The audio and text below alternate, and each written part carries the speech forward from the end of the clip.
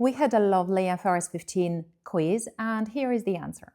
So the company started shipping goods at $100, and then at some point of time, they signed an additional agreement where the price for extra 200 of items would be $80 each.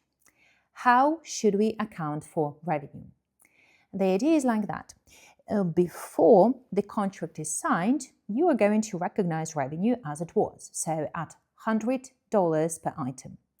And then, when there is some amendment, you would need to look at standalone price. In this case, we have distinct goods, and $80 most likely is lower than the standalone price at the day of modification. And neither of the parties is stupid. So if they signed the agreement, this means that there are some strings attached. And in this very case, it means that we need to calculate what is the revenue to be recognized for the first contract, what is the revenue to be recognized for the second contract, and recalculate the average price. So it's going to be something between 80 and 100. And after this very day of the signing of this amendment, we will need to recognize revenue based on this updated price. And that is how it works.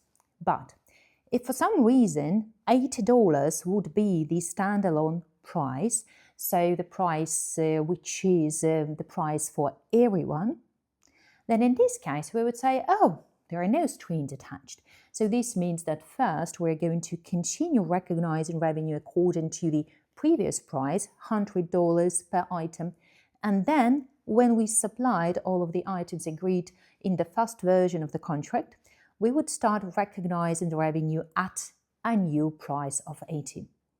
And consider watching my podcast where I describe how each and every standard is tested.